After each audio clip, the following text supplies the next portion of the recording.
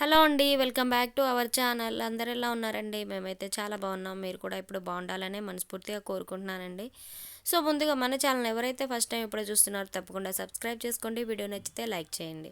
So, ఈరోజు నేను పిల్లలకి స్కూల్ లంచ్ బాక్స్‌లోకైతే నేను చపాతీ ఇంకా మీల్ మేకర్ కుర్మా అయితే చేయబోతున్నాను. అందుకోసం నేను ఇక్కడ అల్లం వెల్లుల్లిపాయలు, ఇంకా టొమాటాలు, పచ్చిమిర్చి, ఒక ఉల్లిపాయ, పచ్చిమిర్చి ఒక 4 మొత్తం క్లీన్ చేసి కట్ చేసి పక్కన పెట్టుకున్నాను. సో, ఇక్కడ చూస్తున్నారు కదా! ఉల్లిపాయలు, పచ్చిమిర్చి, టమాటాలు, అల్లం వెల్లుల్లి మొత్తం క్లీన్ చేసి కట్ చేసి పెట్టుకున్నాను అనమాట నీట్‌గా. ఇక్కడ హాఫ్ ఎన్ అవర్ ముందు నేను మీల్ మేకర్ నానబెట్టి ఉంచాను. సో, దాని తర్వాత నేనొచ్చేసి ఇక్కడ ప్యాన్ అయితే హీట్ చేసేస్తున్నాను. హీట్ చేసి అందులో ఆయిల్ అయితే వేసుకుంటున్నాననమాట. ఆయిల్‌లో మనం ఇప్పుడు కట్ చేసి పెట్టుకున్న ఈ ఉల్లిపాయ, టొమాటో మిశ్రమం అంతా ఉంది కదా! అవన్నీ ఆయిల్‌లో బాగా ఫ్రై చేసుకోవాలి. ఫ్రై చేసుకొని మనం మిక్సీ పట్టాలనమాట. ముందే ఫ్రై చేస్తే ఆయిల్‌లో దాని పచ్చితనం పచ్చి పచ్చిగా ఫ్లేవర్ అయితే పోతుంది. టేస్ట్ కూడా చాలా బావుంటుందనమాట. అందుకోసం నేనైతే ఇప్పుడు ఫ్రై చేయబోతున్నాను. ఇంకా మా దేవాంష్‌కైతే మీల్ మేకర్ అంటే ఇష్టమని అంతకు ముందే చాలా వీడియోస్‌లో చెప్పాను కదా! సో, వాడి కోసమని నేనైతే ఇప్పుడు చపాతీ మీదకి ఇది మీల్ మేకర్ కుర్మా అయితే చేస్తున్నాననమాట. సో, దానికోసం ఇప్పుడు ప్రిపరేషను ఇంకా రెడీ అవుతున్నారు. స్నాక్స్‌లోకైతే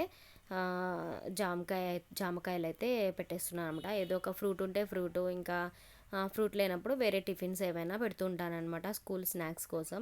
సో, ఈరోజైతే నిన్ననే జామకాయలు పెద్ద పెద్దయి బావుంటే బయట నుంచి మార్కెట్ నుంచి తీసుకొచ్చారనమాట మా వారు. సో, అవైతే నేను ఈరోజు స్నాక్స్ కింద పెట్టేస్తున్నాను.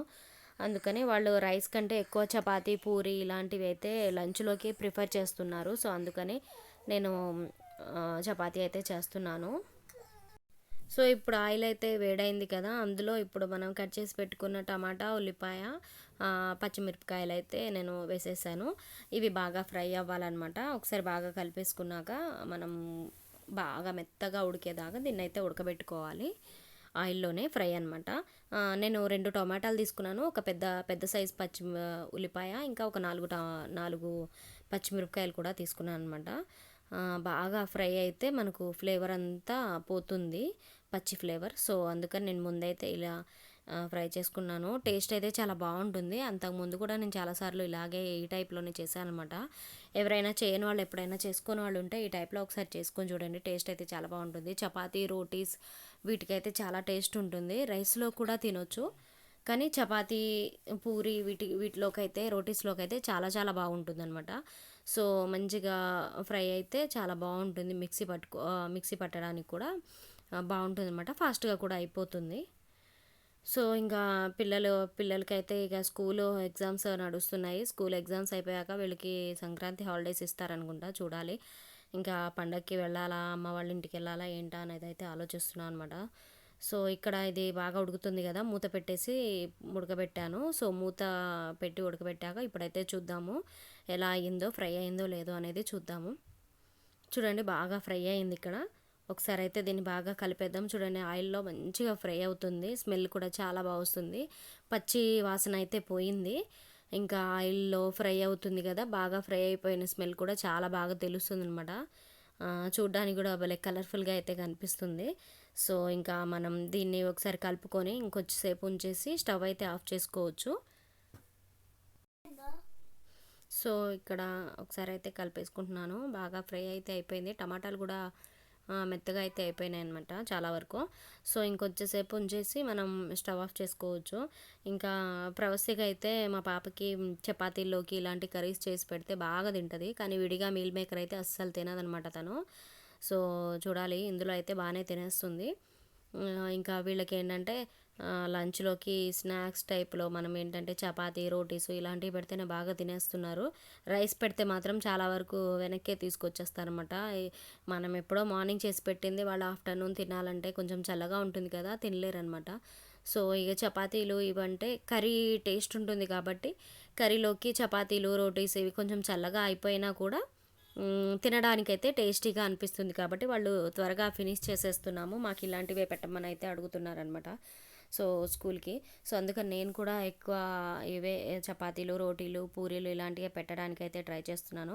సో, ఫైనల్‌గా మనం ఇక్కడైతే ఇవన్నీ బాగా ఫ్రై అయిపోతున్నాయి. ఫ్రై అయినాయి. ఇంకా మనం ఆపేసి స్టవ్ ఆఫ్ చేసేసి చల్లారాక దీన్ని మనం మిక్సీలోకి అయితే వేసి మెత్తగా మిక్సీ పట్టుకోవచ్చు. ఇప్పుడైతే నేను స్టవ్ ఆఫ్ చేసేస్తున్నాను, బాగా ఉడికిపోయింది.